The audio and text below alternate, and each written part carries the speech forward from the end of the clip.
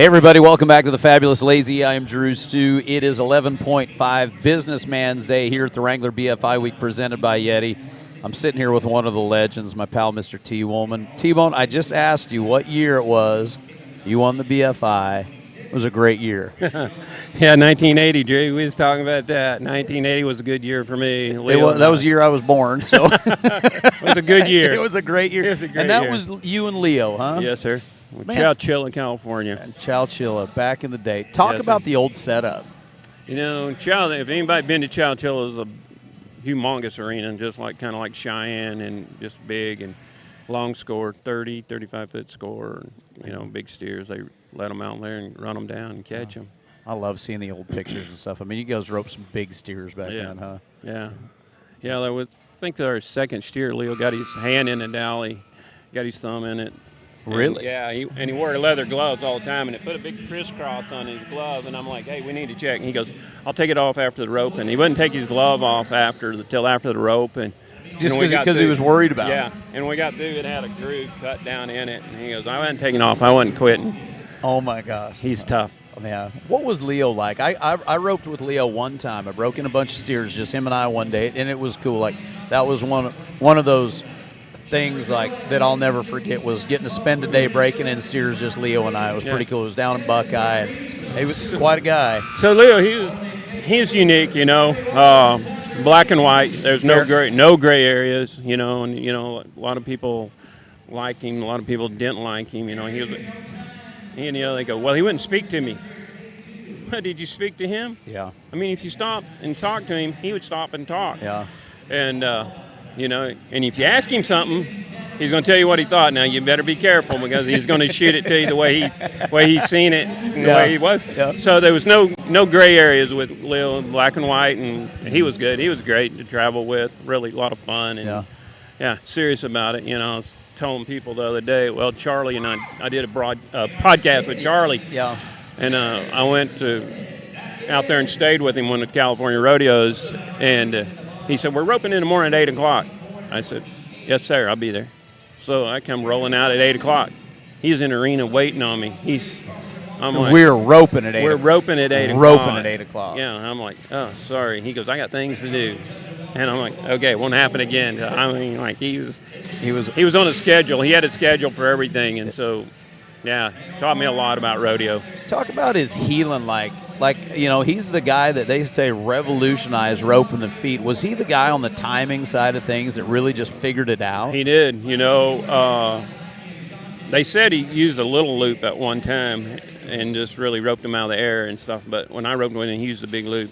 And we'd go rope, and he might miss 4, 5, 6 in a row. And I'm like, hey, what's up? He goes, I'm just working on stuff. He was always working. His mind was working on things. Really? He's like, don't worry about it. Don't worry about it. I'm working. And he'd be working on something, and then he'd go to the rodeo or roping or whatever, never miss. But, he practiced, and he was always changing, trying to get better, get a different position, to throw faster. And so I learned a lot. Yeah. So I kind of going back to what you said about him. So we start breaking in steers that day, and he said, Drew, I'm getting older, so just kind of take care of me.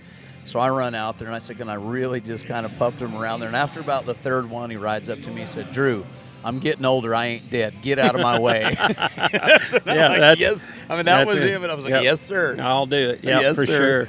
Yeah, for sure. Hey, man, let's talk about the evolution of. We've all talked about it. I've talked about it with like the Caleb Driggers era, but now with you. Talk about the evolution of this team roping game as you see it. So let's start with me. When I started, I was a new kid on the block. And so, before me, everybody would run up there and set them up, run them. They could wing 1 or 2 swings over the back and rope them. Well, I roped coming into them. So I was always on the gain and set them up like that. And then Jake came along and took it a little bit further. But Jake and I was pretty close at the same time, but still was that era. And then Speedy come along and took it to the next level, and everybody else just took off. When we started, it was trial and error. Everything was trial and error. Now they got so many dummies out there. There's and videos. Smarties, Hillamatics, all the, so the kids, they start on the dummies, you can start them out, and you're in control of everything. So, and the videos.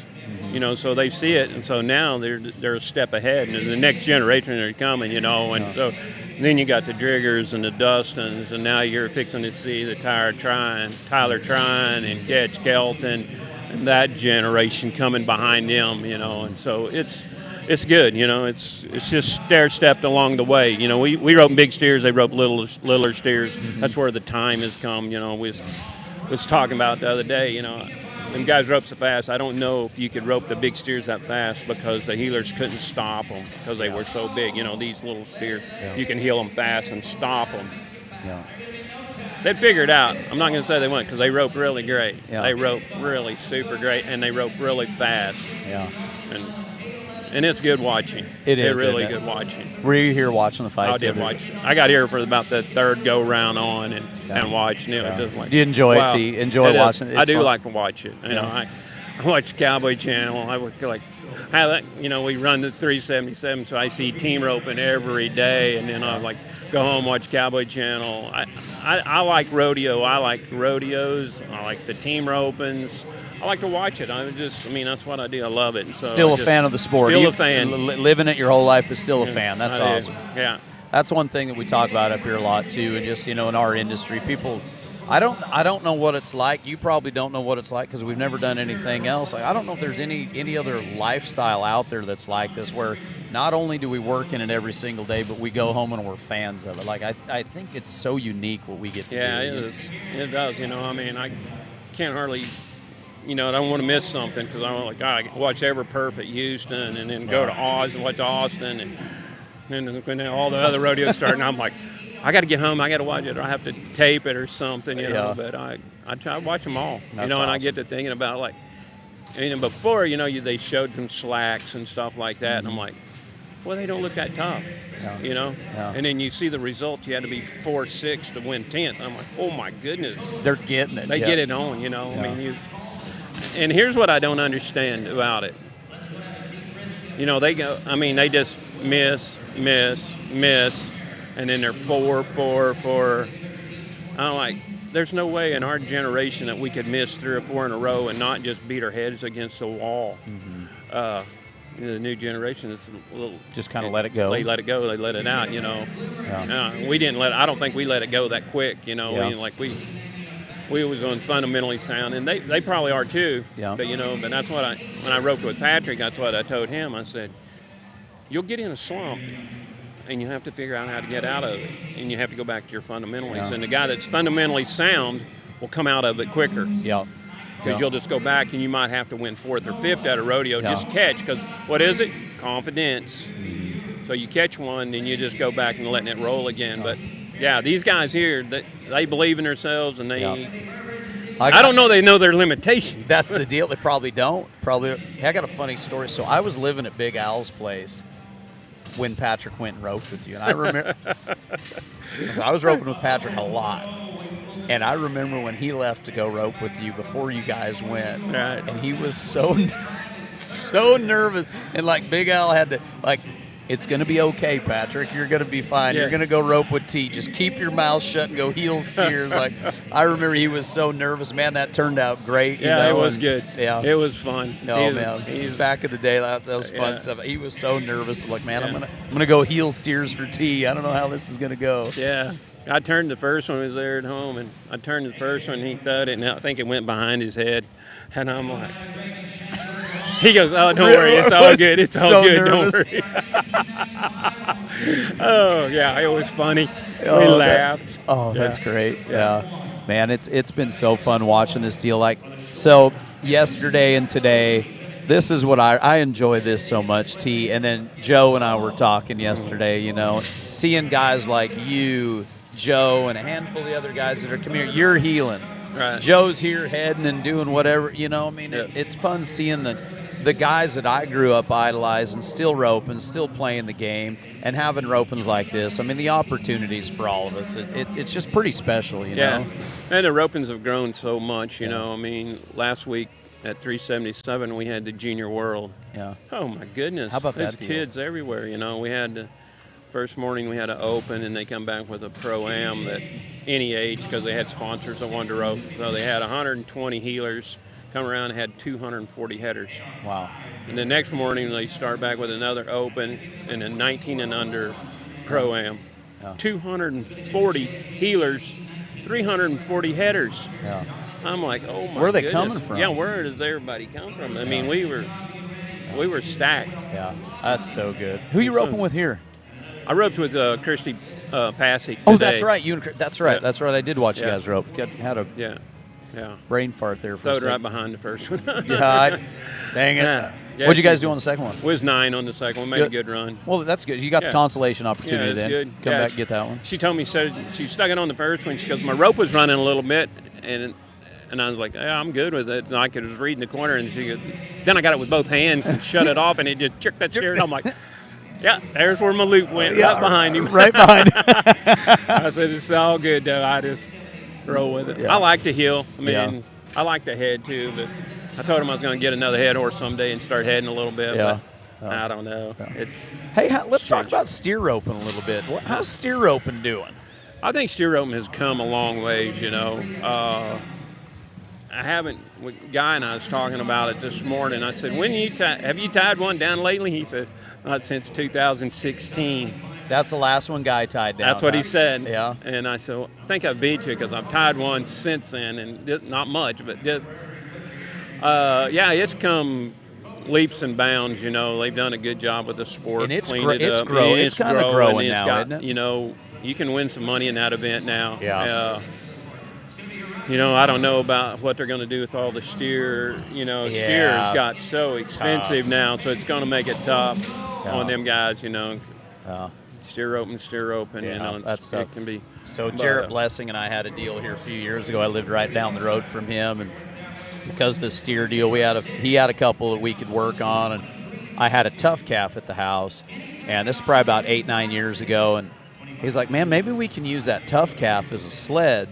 So do you have any plastic horns? So I ran up to NRS and bought a set of plastic horns, put it on that tough calf. And so we're like, I think this will work. So he brings his good tripping horse over. I'm driving the four-wheeler, and he goes out and he busts that tough calf, and it tore legs off. It tore the horns off. I mean, it looked like a yard sale out there. Oh, Jared Rocks is happening.